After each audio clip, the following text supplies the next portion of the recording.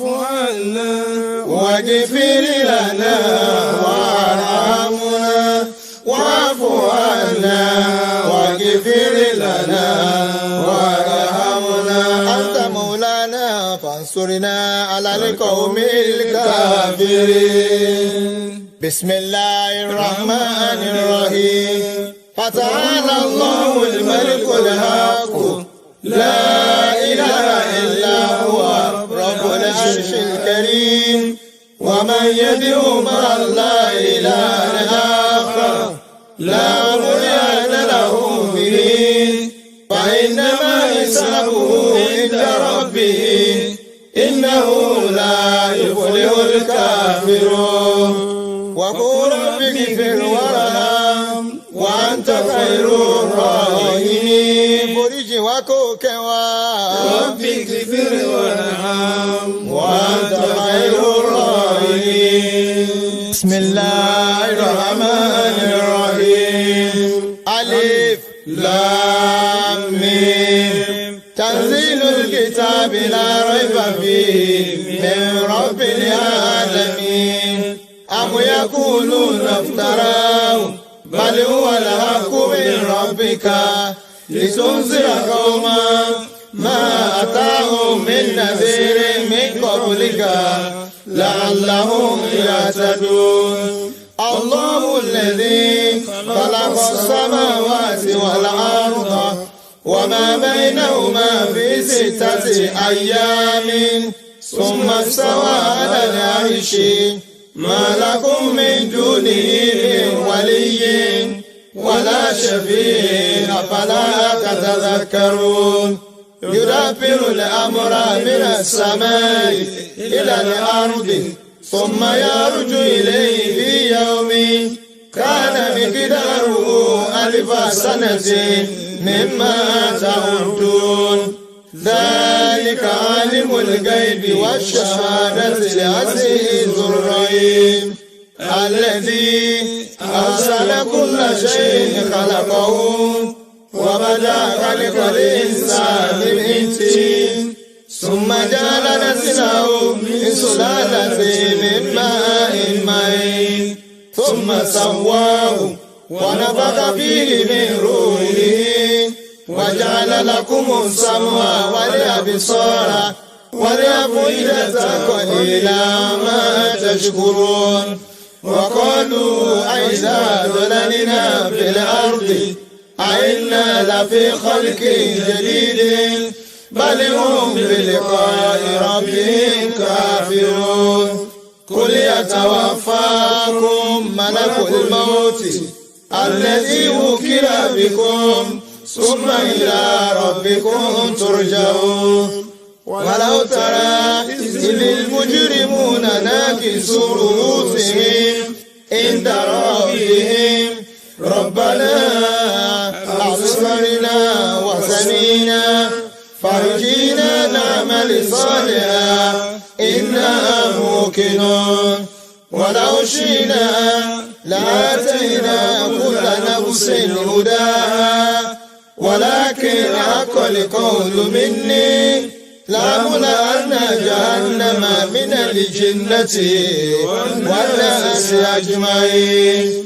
فذوقوا بما نسيتم لقاء يومكم هذا إنا نسيناكم وذوقوا عذاب الخلد بما كنتم تعملون. إنما يؤمن بآياتنا الذين إذا ذكروا بها خروا سجدا وسبحوا بحمد ربهم وهم لا يستكبرون. الله أكبر. سبوح قدوس رب الملائكة والروح. سبوح قدوس حي يا قيوم على لا إله وكلوا يا حي يا قيوم على لا ọba tí kò pé méjì yá ayò yá kò yóò mọ́ kò pé méjì kò pé mẹ́ta. أعوذ بالله من الشيطان الرجيم بسم الله الرحمن الرحيم إن الحمد لله نحمده ونشكره ونستعين به ونتوكل عليه نعوذ بالله من شرور أنفسنا وسيئات أعمالنا إنه من يهده الله فلا مضل له وما يضلل فلا هادي له ثم والصلاة والسلام على سيد العجم والعربي محمد بن عبد الله وعلى آله ومن والاه المشاهدون الكرام السلام عليكم ورحمة الله تعالى وبركاته. Brethren in Islam, I'm very grateful to Allah subhanahu wa ta'ala who has afforded us this opportunity today to come together again at a time like this and in this month of Ramadan. We thank Allah for His mercies, we thank Allah for His blessings. And as I always like to say, we thank Allah for the countables, we thank Allah for the uncountable. We thank Allah for those blessings that we see. We thank Allah for those blessings that we can't see. We thank Allah for the blessing of life. Almost, perhaps most importantly, and there shouldn't be any perhaps there, most importantly, we thank Allah for the blessing of Islam. Alhamdulillahi ala ni'matil Islam. We thank Allah for the blessing of Islam. I say that because I'm aware of the fact that today in our world we have lots of religions. And aside from that, to be alive as a Muslim is a privilege because nowadays we have individuals, we have some of those we know who were Muslims yesterday, but by reasons known to them, they've exited Islam. They are no more Muslims. So I thank Allah that you are there today as a Muslim. And I'm here sharing with you the little knowledge I have about Islam as a Muslim. We thank Allah, ala ni'matil Islam. And again, we thank Allah for the blessing of life, particularly at the time the world is under the challenge of coronavirus. The world is being corroded. There's pandemonium because of this pandemic. We pray that Allah subhanahu wa ta'ala should heal our world. We pray that Allah should ease this pain from us. We thank Allah that, we pray that Allah subhanahu wa ta'ala should create an exit point for us so that we will move from adversity to prosperity. We thank Allah and we pray that Allah subhanahu wa ta'ala should accept everything we are doing this month as act of ibadah. Brethren, the topic for which I've answered this call is a very important topic. It's a life topic, quote unquote. Life in the sense that every day it stares us in the face. Life in the sense because it speaks to our reality. Every day you visit the congregation of Muslim youth. That question stares us in the face. What do we do? How do we ensure that those who want to practice polygyny, marriage of, in Arabic it's known as ta'adudu zawjat. You want to marry another woman. How do you go about doing that? And again, the question also arises.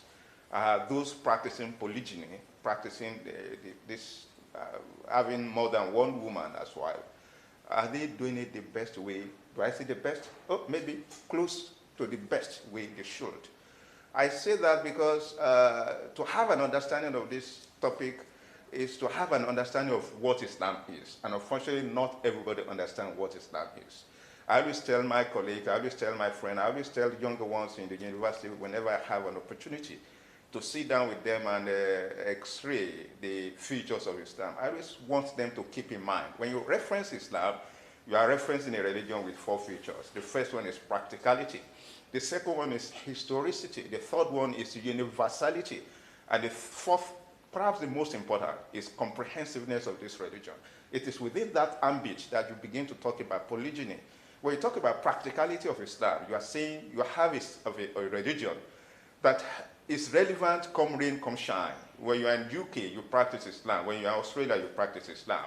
When you are in Saudi Arabia, you practice Islam. When you are in the United States of America, the Islam you practice there cannot, and is not, should not be different from the Islam that you practice in Nigeria. Within that ambit, polygyny, marriage of one man to more than one woman, finds relevance.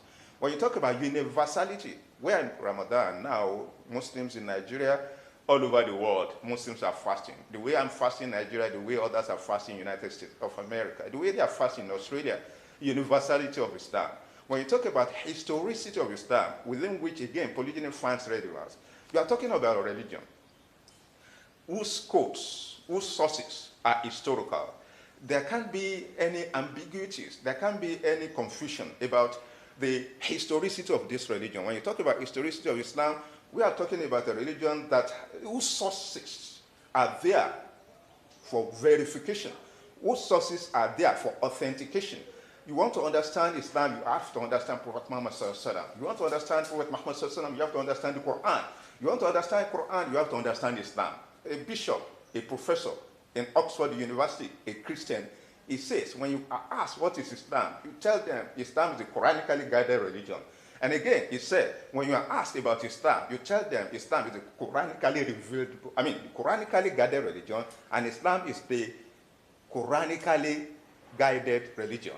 So when you fix polygyny here, you are saying it's an act of marriage to more than one woman, which should be guided by Islam, and Islam is guided by the Quran, and the Quran is a Islamically revealed book.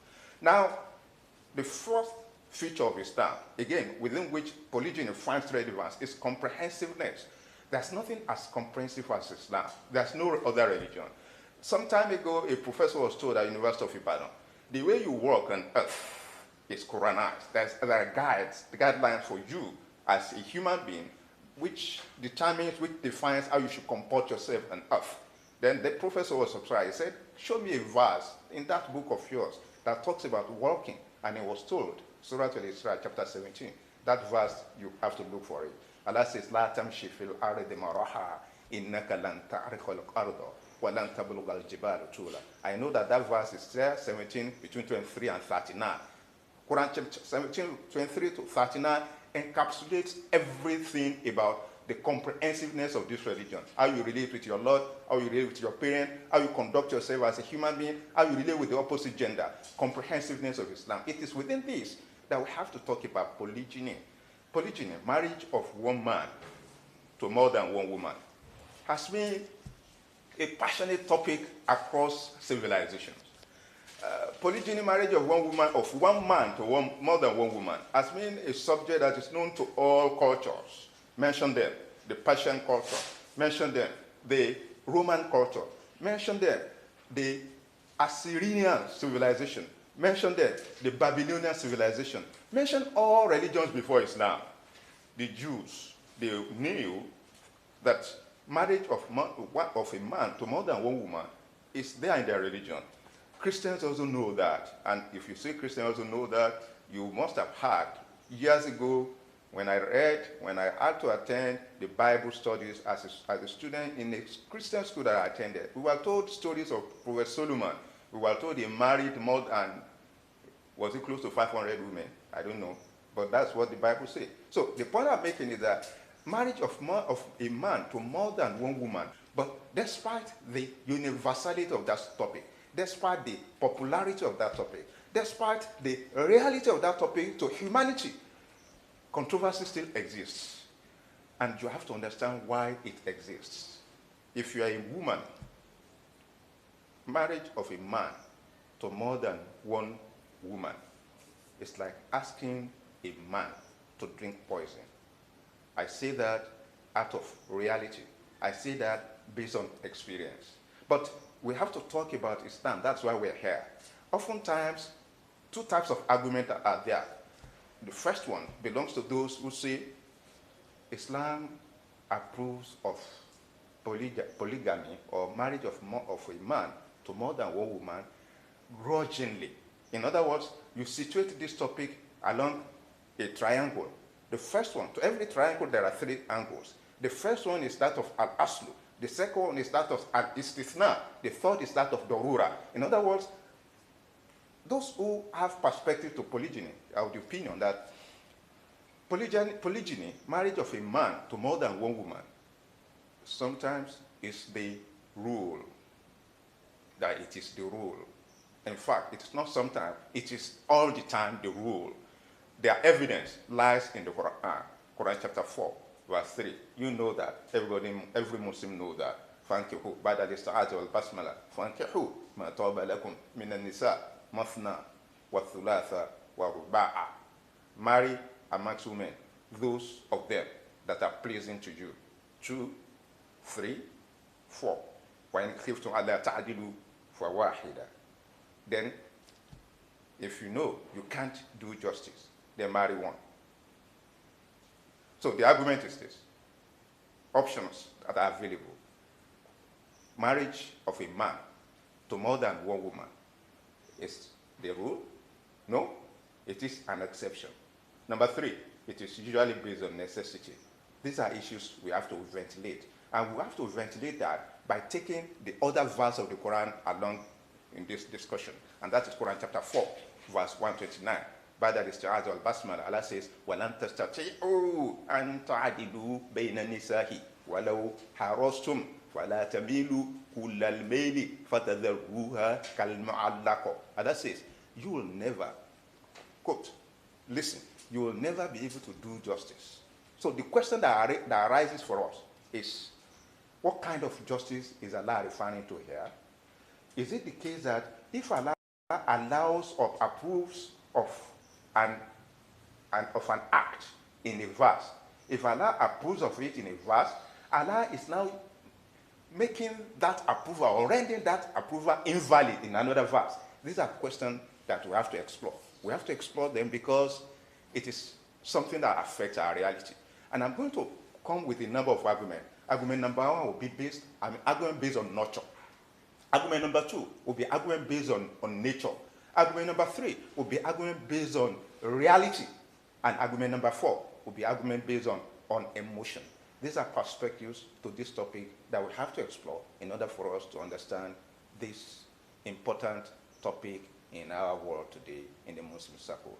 And that topic is marriage of a man to more than one woman. We want to go on a short break. I will be back to continue the discussion. I thank you for being there. أعوذ بالله من الشيطان الرجيم بسم الله الرحمن الرحيم. In the name of Allah, the entirely merciful, the especially merciful. ويستفتونك في النساء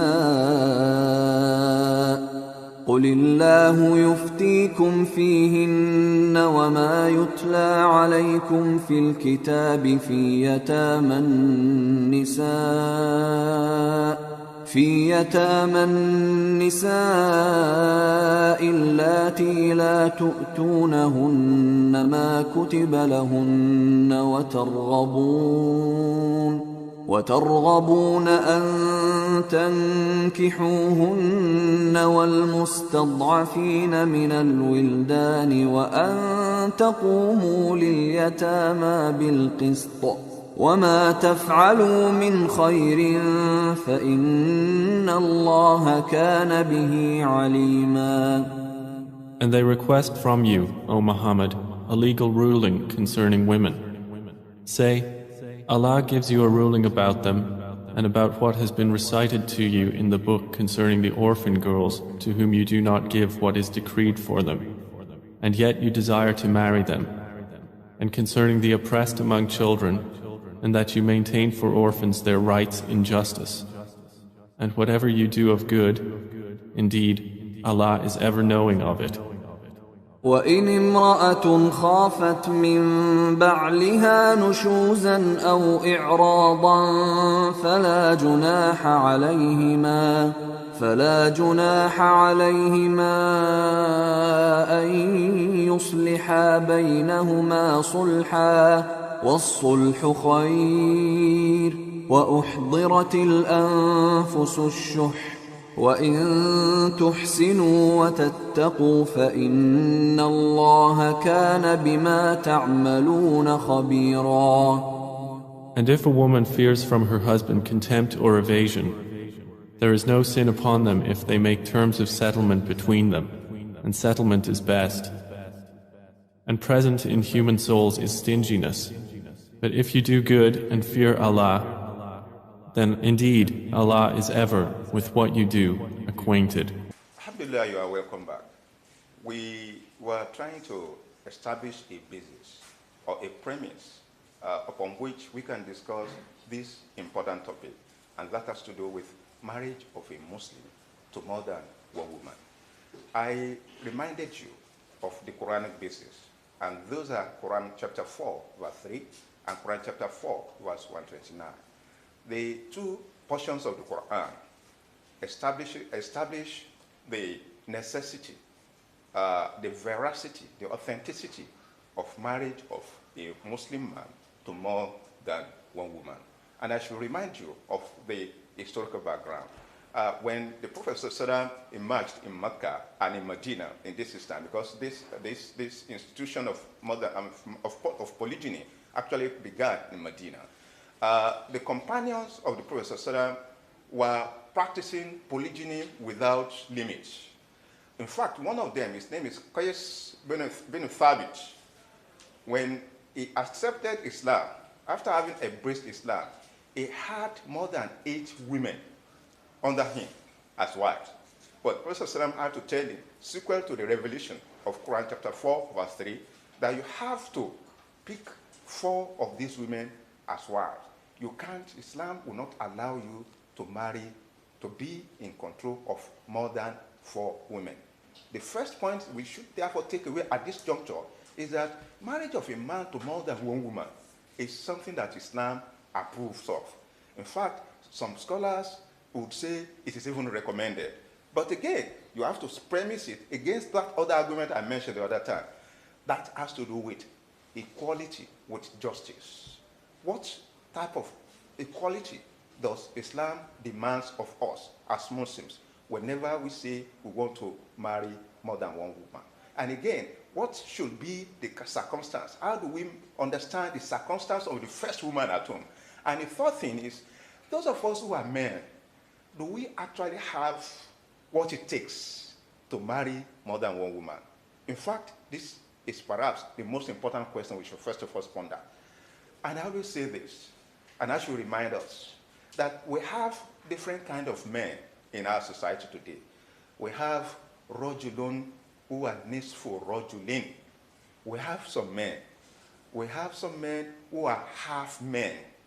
Half men in the sense that for him to marry more than, to marry one woman, he's sweating, he's going through tribulation, he's sweating, he's going through lots of challenges.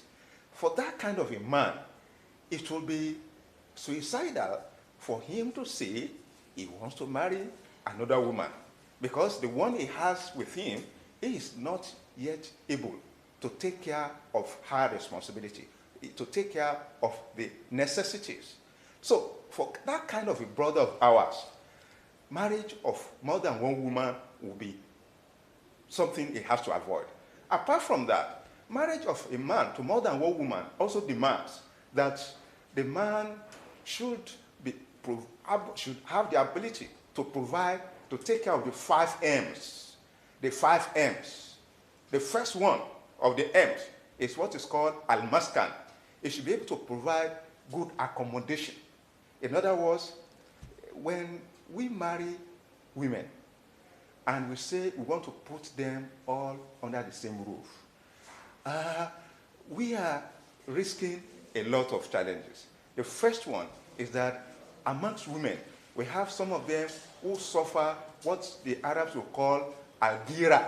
Al-ghira comprises 3 things. Al-ghira in Yoruba or in English is this tendency for the woman not to want to see the other woman. And it is usually based on 3 arguments. Argument number 1, shiddatu ananiyatuha bi nafsiha. We have amongst women those who can't bear seeing the other woman because of their own sense of identity. She feels she's all alone. She's okay by herself, and that she should be okay for a woman. For a man. It's about the way she feels. It's about the way she sees herself. It's about the way she wants people to see her. So we have to take that into consideration. Second to that is we have some among women who can't bear sharing their love with the other woman. It's a natural thing. Then the third is we have amongst women those who feel that if this man were to bring this other woman home, that means my future is not guaranteed. We have, I mean, she can't bear the thinking that tomorrow, the day after tomorrow, her husband would forsaken her. Her husband would abandon her. Her husband would begin to say that I don't desire you anymore. Your time has come and has passed. These are three realities that usually confront women in the face whenever their husband begin to talk about marriage to another woman. And again, we now talk about the man too. Some time ago, I chanced upon a book titled Why Men Don't Listen and Why Women Can't Read Maps. Why Men Don't Listen and Why Women Can't Read Maps. I sat down and I began to read. One of the first things I read is very, very funny. The author says that if you are a man, you stay in your home, you have a room in which you and your wife sleep every night. Ask yourself, every time you go into the room, the bed upon which you sleep, who between the two of you, yourself and your wife, sleep on that side of the bed that is closest to the door? When I read that, then I pondered myself. I pondered my reality. I discovered that in my room too, the bed upon which I sleep, I'm the one that usually sleep on that side of the bed that is closer to the exit point. The author is of the opinion that that is natural for every species in the world. Men are naturally created to be the gatekeeper in the home. Men are naturally created to be the gatekeeper of the house. We are usually in charge. We are the one that should be in charge of our world, of our environment. And by extension, by implication, aside from that, men are created naturally to yearn, to run after the opposite gender, such that some of the time, most of the time, it is natural for men to desire more than one woman. More than one woman. So the point we are making is that there are arguments against polygyny, and there are arguments for it. In the previous discussion, we have tried to ventilate some of the arguments against it. And I was trying to speak to you to examine how the ordinary woman feels. And in fact, in the Sharia, we are told that if a woman feels strongly at the point of marriage that she will not want her husband to marry another woman after marriage, she could stipulate this in the marriage contract that after I'm married to you, I will not allow a situation where you will marry another woman. If the man says yes, the man is under obligation to keep to that arrangement. If eventually in future the man decides to marry another woman, the first woman is free to seek divorce and exit the marriage based on that.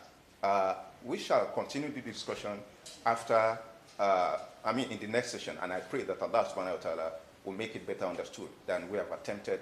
ربنا تقبل منا إنك أنت السميع العليم تب علينا مولانا إنك أنت التواب الرحيم السلام عليكم ورحمة الله وبركاته. Tabalọ níwájú olúwàjára lánà tábà tó ń bọ̀ lẹ́yìn dákúnjára láránṣẹ́ lórí iṣẹ́ wa olúwàjára lánà lórí àwọn ọmọ olúwàjára láránṣẹ́ kódà lójú oorun ọlọ́run jára lánà ó ti kú mẹ́ta ó ti kú méjì. ẹyọ kan tó kúrẹ́ o. Allahu Latifu la ilaha illallah Allahu Latifu la ilaha illallah.